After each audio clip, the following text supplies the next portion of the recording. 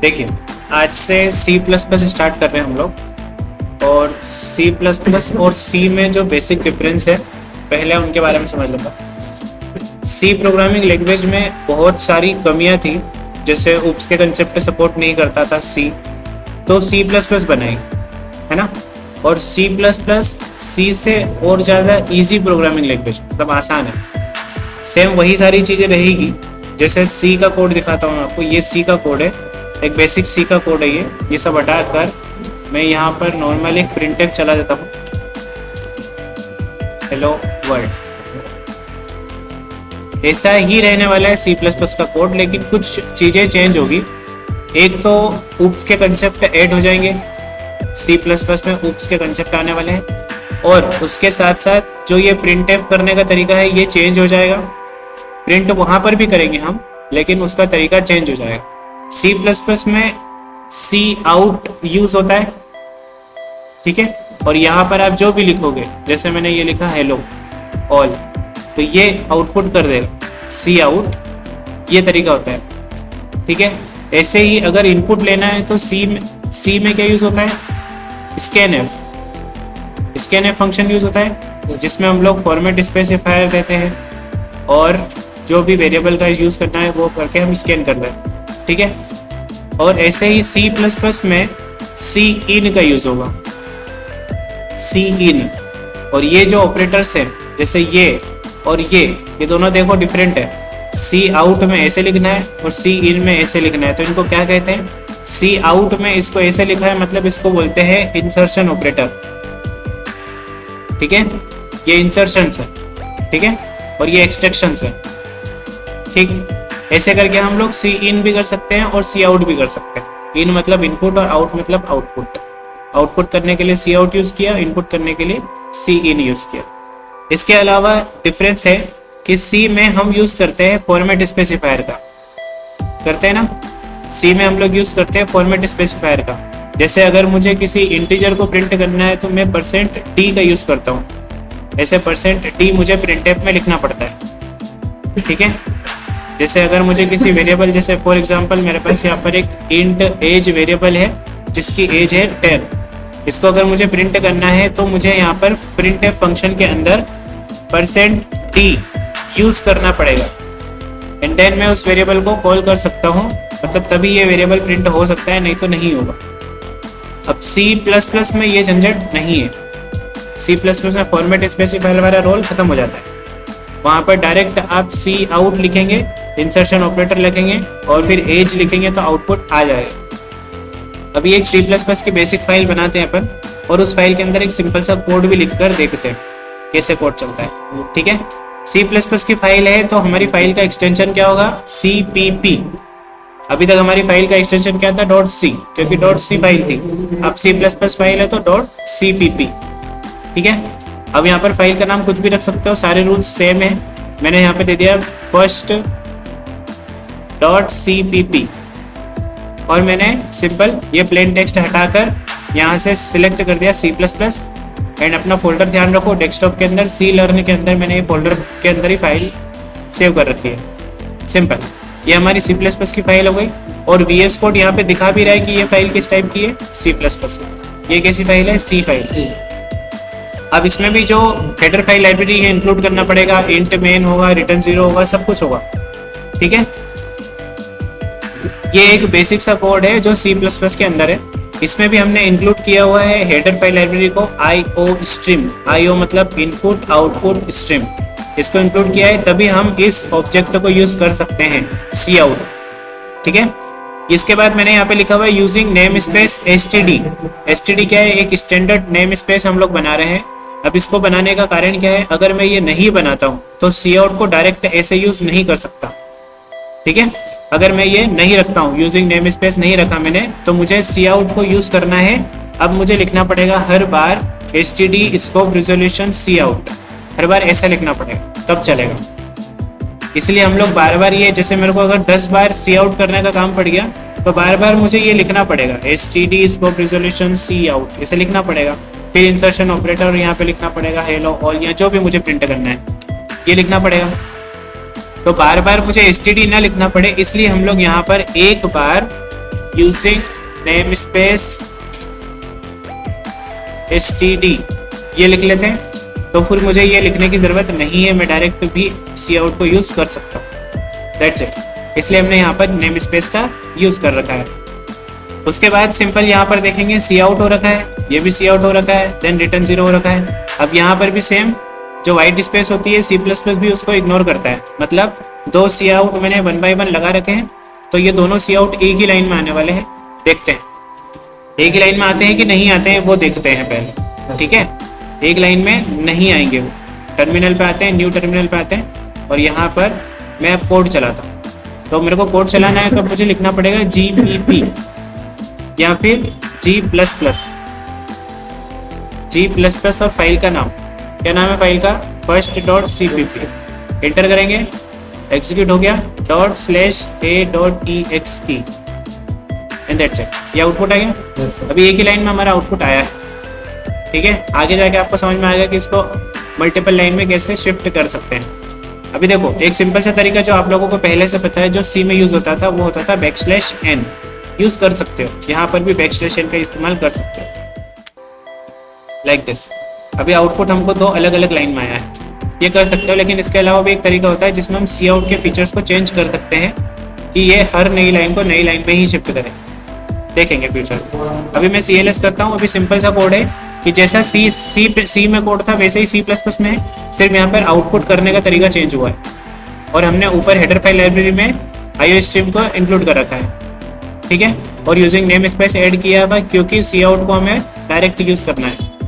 हम std scope resolution जो यहाँ पे मैंने लिखा था अभी, std स्कोप रिजोल्यूशन, इसको क्या कहते हैं, स्कोप रिजोल्यूशन क्या कहते हैं। ठीक है, स्कोप रिजोल्यूशन का यूज ना करना पड़े इसलिए ही मैंने नेम स्पेस बना दिया है। अब वेरिएबल बनाने का तरीका C++ में भी सेम ही है। जैसे वेरिएबल्स बनाते थे हम लोग, तो यहाँ पे लिखते थे int age = 10, तो ये वेरिएबल सेम वैसे ही बना, इसमें भी कोई तरीका चेंज नहीं है। लेकिन प्रिंट करने का जो तरीका वो चेंज हुआ है। जैसे अगर मुझे इस वेरिएबल को प्रिंट करना है, तो अभी मैं इन दोनों सी आउट को हटा देता हूँ एंड जस्ट इस वेरिएबल को प्रिंट करके दिखाना है। तो इस वेरिएबल को प्रिंट करते हैं अपन, तो मेरे को printf नहीं सॉरी सी आउट लिखना है, इंसर्शन ऑपरेटर लगाने हैं, एंड देन वेरिएबल का नाम लिखना है, सिंपल, दैट्स इट। अब मैं कोड को फिर से चलाता हूँ and see I get an output like this. अब इसके साथ साथ हमें जब कोई स्ट्रिंग प्रिंट करना है ना, जैसे योर एज इज 10, ऐसा मेरे को आउटपुट चाहिए। तो इसके लिए इसमें बहुत सिंपल है, आपको क्या करना है, देखो स्टार्टिंग से बताता हूँ। आपको लिखना है डबल इन्वर्टेड के अंदर पहले तो इंसर्शन ऑपरेटर, और डबल इन्वर्टेड के अंदर लिखना है your age is, and then फिर से इंसर्शन, एंड देन आपकी एज, ये वेरिएबल का नाम, दैट्स इट। इसमें फॉर्मेट स्पेसिफायर का रोल है ही नहीं। ये देखिए आउटपुट क्या आ गया, योर एज इज 10। इस टाइप से आप किसी स्ट्रिंग के साथ किसी वेरिएबल को प्रिंट कर सकते हैं, सिंपल। कितने भी इंसर्शन ऑपरेटर आप लगाएंगे। अब देखो कब लगाना है इंसर्शन ऑपरेटर, जब एक टाइप, ये एक अलग टाइप है, ये स्ट्रिंग है, क्या है, और ये क्या है, एक वेरिएबल है, तो ये अलग अलग टाइप का डेटा आ रहा है, मतलब आपको इंसर्शन ऑपरेटर से इनको सेपरेट करना रहेगा। फिर से आपको अगर कोई स्ट्रिंग दिखानी है जैसे थैंक यू, तो आप दिखा सकते, सॉरी सी, ये देखिए नई लाइन में लाना है तो ऑब्वियसली \n का यूज करेंगे हम।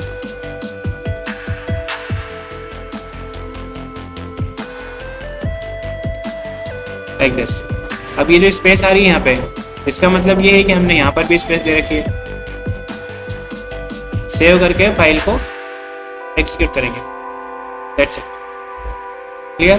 किसी वेरिएबल को प्रिंट करना आ गया, सेम। अब मुझे अगर फ्लोट वेरिएबल बनाना है तो फ्लोट लिखना है, और फ्लोट में जो भी हमारे वेरिएबल का नाम है वो रखेंगे, जैसे 10.99, ये रहा हमारा फ्लोट वेरिएबल। इसको भी प्रिंट करना है तो ना डायरेक्ट आप फ्लोट वेरिएबल का नाम लिख दें, सिंपल। वही सेम चीज़ें हैं, लेकिन इसमें फॉर्मेट स्पेसिफायर का काम नहीं है, %e, %c, %i, ये सब चीज़ें नहीं है इसमें, तो थोड़ा सा ईजी हुआ बात। अब आते हैं नेक्स्ट टॉपिक, कमेंट्स पे। सी में भी दो टाइप के कमेंट्स हुआ करते थे, सिंगल लाइन कमेंट्स और मल्टी लाइन कमेंट्स। यहाँ पर भी सिंगल लाइन कमेंट्स और मल्टी लाइन कमेंट्स सेम वैसे ही है, जैसे ये रहा सिंगल लाइन कमेंट, और मल्टी लाइन कमेंट के लिए मुझे फॉरवर्ड स्लैश स्टार और स्टार फॉरवर्ड स्लैश से मल्टी लाइन कमेंट लिख सकता हूँ, लाइक मल्टी लाइन कमेंट्स। इस टाइप से मल्टी लाइन कमेंट्स भी यूज कर सकता हूँ। किसी कोड को कमेंट करना है तो उसके पहले मैं कमेंट कर सकता हूँ। अब ये कोड कंपाइलर रीड नहीं करेगा, मतलब ये कोड एग्जीक्यूट नहीं होना है, और यहाँ पर देखोगे एरर आएगा क्योंकि ये वेरिएबल डिक्लेयर है नहीं, ठीक है ना। उसके अकॉर्डिंग कंपाइलर को ये कोड नहीं मिलेगा तो ये वेरिएबल नहीं मिलेगा, फिर यहाँ वो एरर देगा कि ये एज कौन है, ठीक। इस टाइप से सिंगल लाइन कमेंट्स और मल्टी लाइन कमेंट्स भी सेम वैसे ही होते हैं जैसे सी के अंदर होते हैं, वैसे ही C++ के अंदर, ठीक है। चलिए इसको अपन हटा देते हैं। अब कहीं पे भी आप कमेंट्स कर सकते हो, जैसे यहाँ पर कमेंट करना है, जैसे मेरे को बताना है नेक्स्ट डेवलपर को कि ये क्यों लिखा हुआ है मैंने, तो यहाँ पर आप लिख सकते हो कि डिक्लेयरिंग एज इंटीजर वेरिएबल, आपने ये कमेंट कर दिया। ऐसे सिंगल लाइन कमेंट्स आप कहीं पे भी कोड के पहले करोगे तो कोड ही कमेंट हो जाएगा, बाद में भी कर सकते हो आप आपके अकॉर्डिंग, सेम लाइक सी। यूजर इनपुट देखते हैं आप सी में, यूजर इनपुट कैसे ले सकते हैं। यूजर आउटपुट तो हमने देखा सी आउट से, लेकिन यूजर इनपुट कैसे ले सकते हैं। यूजर इनपुट लेने के लिए हमें सी इन फंक्शन का यूज करना पड़ेगा, ठीक है। जैसे मुझे एक वेरिएबल में इंट एज वेरिएबल के अंदर मुझे स्कैन करवाना है क्या, या फिर इनपुट लेना है यूजर से एज, ठीक है। तो मुझे पहले तो आउटपुट दे देना पड़ेगा उसको, सी आउट करके इंटर योर एज, ऐसे करके पहले यूजर को मैसेज दिखाएंगे हम। एंड देन यहाँ पर मैं कॉलन लगा देता हूँ ताकि थोड़ा सा प्रॉपर लगे। एंड देन हम सी इन करवा लेंगे, और सी इन में ऑपरेटर एक्सट्रैक्शन यूज होगा, ठीक है। एंड देन आपके वेरिएबल का नाम। अब फिर से आप सी आउट करेंगे, इंसर्शन, अब प्रिंट करके देखना है मेरे को एज को, है ना। Your age is age variable, clear. चलिए इसको चलाकर देखते हैं एक बार। G++ file name and then a.exe, age मांग रहा है, एज मैंने दे दिया यहाँ पे 20 एंड इंटर किया तो आउटपुट आ गया योर एज इज 20 सी, ठीक है। ये यहाँ पर एज आ गया 20, यहाँ पर एज हमने 20 दिया था, तो ऐसे करके हम स्कैन कर सकते हैं। अब एक सिंपल जो प्रोग्राम हमने सी में बनाया था, कौन सा, एलिजिबिलिटी चेक करने वाला, कि कोई यूजर बोर्ड के लिए एलिजिबल है या नहीं है, वो अपन C++ में कैसे लिख सकते हैं एक बार करके देखते हैं। यूजर से एज हम लेने वाले हैं, ठीक है, और एक और वेरिएबल में बनाता हूँ int eligible age equals to 18, ठीक है। अब मैं यूजर से इनपुट ले लेता हूँ, ठीक है। तो मुझे आउटपुट पहले दिखाना पड़ेगा ना, सी आउट करके यूजर को समझ में क्या आएगा कि क्या इनपुट करना है, तो इसलिए हमें यहाँ दिखाना पड़ेगा enter your age, done. And then cin करेंगे हम, एक्सट्रैक्शन ऑपरेटर, और बोलते बोलते ही इनकी प्रैक्टिस करना है, इंसर्शन और एक्सट्रैक्शन, ठीक। अब आपको इंसर्ट एक्सट्रैक्ट क्या करवाना है, एज, फिर हम हमारा लॉजिक लगाएंगे, कैसे, if age is greater than eligible age, ठीक है। तो क्या होगा, cout congratulation you are eligible to vote, that's it, ठीक है। और else में या else if में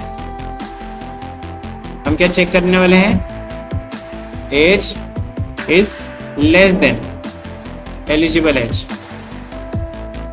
तो ही हम क्या दिखाएंगे, सी out oops you are not eligible to vote, ठीक है। और ये else if का सिंटैक्स थोड़ा सा गड़बड़ है, इसको ऐसे लिखना है, ठीक है, दैट्स इट। और else में हम दिखा सकते हैं something went रॉन्ग। बस इससे ज़्यादा कोई केस हो ही नहीं सकता। ठीक है, एज डालेंगे और एज को चेक करेंगे कि एलिजिबल एज जो हमने वेरिएबल बनाया था 18 उससे बड़ी है तो वोट दे सकता है, तो हम लोग मैसेज दिखाएंगे congratulation you are eligible to vote. नहीं तो हम लोग उसको मैसेज दिखाएंगे कब, जब एज की वैल्यू जो यूज़र डालेगा उस एज की वैल्यू एलिजिबल एज से छोटी होगी, तो हम आउटपुट दिखाने वाले हैं cout oops you are not eligible to vote and then same else और सी आउट। एल्स में सी आउट दिखाएंगे हम लोग समथिंग वेंट रॉन्ग, या तो एज एलिजिबल एज से बड़ी होगी या छोटी होगी। अगर वो माइनस में डालता है या माइनस में भी डाला तो छोटी हुई है। ठीक है, अगर कुछ भी गड़बड़ करता है तो भी समथिंग वेंट रॉन्ग चलेगा। चलिए इसको चला कर देख लेते हैं। इंटर योर एज, क्या डाला मैंने 16। देखिए oops you are not eligible to vote. Again अगर मैं डालता हूँ यहाँ से 24 या 21 तो congratulation you are eligible to vote. That's it. इस टाइप से हम लोग एक वोटिंग एलिजिबिलिटी चेक करने का प्रोग्राम भी C++ में बना चुके हैं। अब C में जो नेक्स्ट पार्ट है वो है डेटा टाइप। डेटा टाइप क्या होता है, किसी भी डेटा का टाइप होता है। जैसे C में था वैसे ही C++ में भी होते हैं डेटा टाइप, जैसे इंटीजर, फ्लोट, डबल, केर, बूलियन और स्ट्रिंग। ये सब डेटा टाइप्स C++ में होते हैं। सिंपल, जैसे कोई नंबर है तो वो इंटीजर होता है, कोई दशमलव में संख्या है तो फिर फ्लोट होती है, और कोई डेसिमल नंबर ही है लेकिन वो बड़ा एक डेसिमल नंबर है तो फिर वो डबल में स्टोर करेंगे हम। उसके अलावा जो कैरेक्टर है सिंगल कैरेक्टर, चाहे ABCDEFGH कुछ भी हो, उसको अगर स्टोर करना है तो हम कैरेक्टर वेरिएबल का यूज़ करेंगे। अगर ट्रू फॉल्स में वैल्यूज को स्टोर करना है तो फिर हम बूलियन का यूज़ करेंगे। एंड देन हेलो या फिर एक वर्ड या फिर सेंटेंस को स्टोर करना है तो फिर आपको स्ट्रिंग टाइप का वेरिएबल चाहिए। अब इसमें स्ट्रिंग बनाने का जो तरीका है वो भी काफ़ी सिंपल है। इसमें कोई आपको यहाँ पर साइज वगैरह देने की, स्क्वायर ब्रैकेट्स बनाने की जरूरत नहीं है। आप सिंपल नॉर्मल वेरिएबल जैसा ही स्ट्रिंग वेरिएबल बना सकते हैं, और इसको प्रिंट करने के लिए कोई फॉर्मेट स्पेसिफायर तो वैसे ही नहीं चाहिए। ठीक है, इसमें परसेंटेज का भी यूज़ नहीं करना है, इतना सिंपल है। अभी आगे जो लैंग्वेजेस होगी धीरे धीरे सिंपल होती जाएगी। ठीक है, इन जो वेरिएबल की साइज होती है वो भी सेम ही है। जैसे इंटीजर की होती है 2 से 4 बाइट्स की, फ्लोट की होती है 4 बाइट्स, डबल की होती है 8 बाइट्स। ठीक है, 8 बाइट होती है। कैरेक्टर की 1 बाइट्स होती है। बूलियन की कितनी होती है 1 बाइट्स होती है, क्योंकि 1 और 0 स्टोर करता है वैसे। ठीक है, और स्ट्रिंग के डिपेंड्स जितना आप चाहो उसमें जितने कैरेक्टर्स आएंगे उसके सपोर्टिंग में। इस टाइप से डेटा टाइप होता है C++ में, सेम ही है, कुछ भी चेंज नहीं है। C++ में एक नया पार्ट इंट्रोड्यूस होता है, वो होता है ऑटो। ऑटो का मतलब ये होता है कि आपको जैसे यहाँ पर आप दे रहे हो int age, int eligible age, अगर मुझे फ्लोट स्टोर करना है तो मुझे फ्लोट रखना पड़ेगा या स्ट्रिंग लिखना पड़ेगा। C++ में आप यहाँ पर ऑटो कीवर्ड का यूज़ करके, जैसे मैंने यहाँ पे ऑटो लिखा तो ऑटो कीवर्ड का यूज़ करके मैं इसमें किसी भी टाइप की वैल्यू दे सकता हूँ।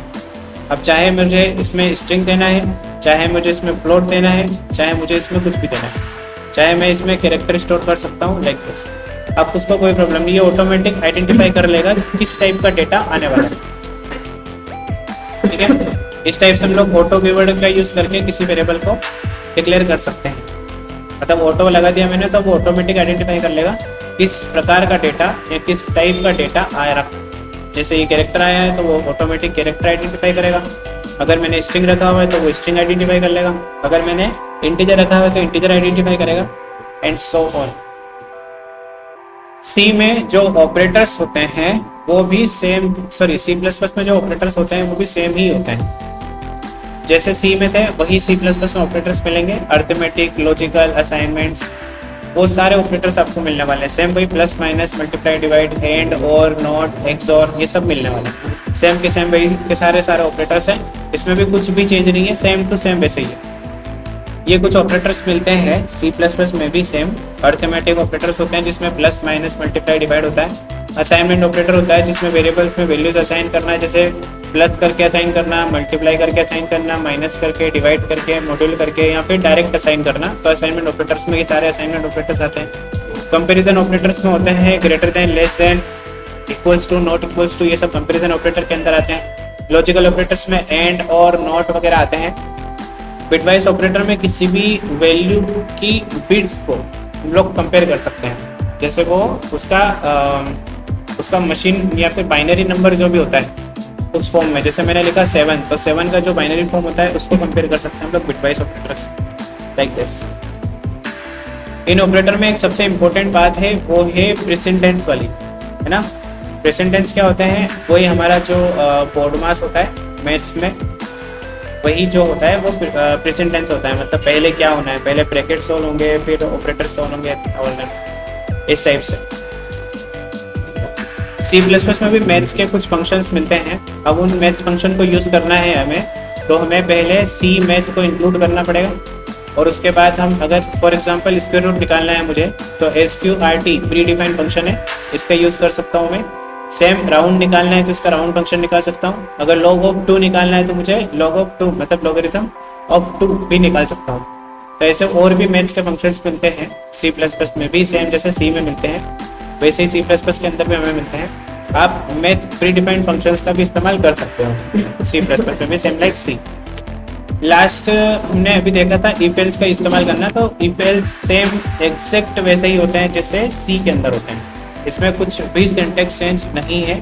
C में जैसे हम if else else if use करते हैं, सेम वैसे ही if else का इस्तेमाल हम लोग C++ में भी करने वाले हैं, तो इसमें भी कुछ चेंज नहीं है। C++ में जो शॉर्ट हैंड if या फिर कहें हम टर्नरी ऑपरेटर, वो भी सेम ही रहता है। ये देखिए, ये एक वेरिएबल है, इसके अंदर ये कंडीशन अगर ट्रू होती है तो ये वाला कोड चलता है, नहीं तो ये वाला कोड है। मतलब if else को हम लोग स्किप करके शॉर्ट हैंड if या फिर टर्नरी ऑपरेटर का इस्तेमाल करते हैं, ठीक है ना।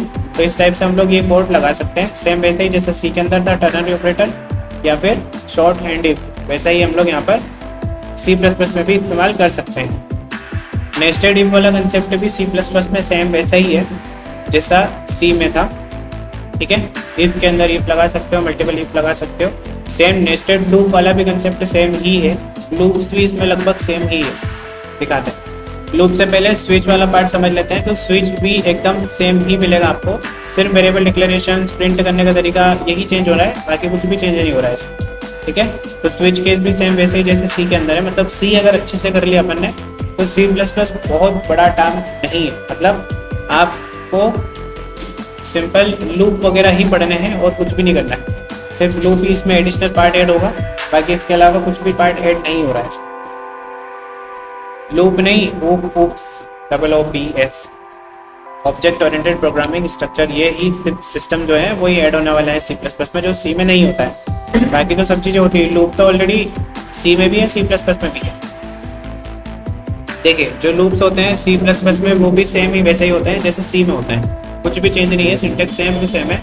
सिर्फ फिर से रिपीट कर रहा हूँ कि आउटपुट करने का तरीका चेंज हो रहा है C++ के अंदर, बाकी सब चीज़ें सेम आ रही है। वाइल लूप हमारा सेम वैसे ही है जैसा C में था, डू वाइल लूप भी हमारा सेम वैसे ही है जो C में था, और फॉर लूप भी एग्जैक्ट वैसा ही है जैसा हमारा C के अंदर। तो C++ एक्सटेंशन है C का, मतलब इसमें OOPS का कंसेप्ट ऐड हुए हैं, सिर्फ C जैसा ही है, ठीक है। जो C में कमियां थी बस उसको कंप्लीट करने के लिए C++ करना है। जैसे फॉर्मेट स्पेसिफायर नहीं लिखना था उसको सिंपली बना दिया, तो विदाउट फॉर्मेट स्पेसिफायर से आप काम कर सकते हो। C आउट यूज़ कर दिया, C इन यूज़ कर लिया ताकि आपको रेफरेंस ऑपरेटर ना लगाना पड़े, ठीक है। उसके अलावा जो OOPS के कंसेप्ट हैं वो ऐड हो गए, जिससे स्मूथ प्रोग्रामिंग हो जाती है, वो समझेंगे अपन किसी पर्टिकुलर क्लास में OOPS के कंसेप्ट क्या होता है। इसके अलावा जो ब्रेक कंटिन्यू वाला कंसेप्ट है वो भी एग्जैक्ट सेम ही है। आप किसी भी लूप को कंडीशन बेस्ड ब्रेक करवा सकते हैं। अगर मैं यहाँ पर कंडीशन लगा दूँ if I = 3, तो 3 सर्कल पे ये लूप ब्रेक हो जाएगा। कंटिन्यू करवा देंगे तो थर्ड राउंड को ये स्किप कर देगा। इस टाइप से ब्रेक और कंटिन्यू भी सेम वैसे ही है जैसा C के अंदर था। मैंने क्या बोला था कि सिंटेक्स चेंज होने वाला है, मल्टीपल लैंग्वेजेस के बीच में कंसेप्ट सबका सेम ही रहने वाला है। ब्रेक कंटिन्यू वहाँ पर भी था, यहाँ पर भी है और आगे भी मिलेगा। if else है, लूप है, ये सब चीज़ें वेरिएबल्स हैं, डेटा टाइप्स हैं, ये सारी चीज़ें आपको दूसरी दुनिया की सभी लैंग्वेजेस में मिलने वाली है। जैसे जावा सीख लो, पाइथन सीख लो या कुछ भी सीख लो, इन सभी प्रोग्रामिंग लैंग्वेजेस में ये कंसेप्ट मिलने ही वाले हैं। इसलिए C बहुत स्ट्रांगली कर लो, C++ ऑटोमेटिकली हो जाता है। C और C++ खत्म हो गया, उसके बाद तो लैंग्वेज कोई सी भी कर लो। अभी जावा सीखोगे तो जावा में भी OOPS के कंसेप्ट आते हैं, जो C++ में मिलेंगे वही OOPS के कंसेप्ट आपको जावा के अंदर मिलने वाले हैं। जो OOPS के कंसेप्ट आप C++ में सीख रहे हो वही OOPS के कंसेप्ट आपको पाइथन में भी मिलने वाले हैं, PHP में भी वही कंसेप्ट मिलने वाले हैं। कुछ चीज़ें ऐड होगी, कुछ चीज़ें कम होगी, लेकिन सब कुछ रिप्लेस नहीं होगा।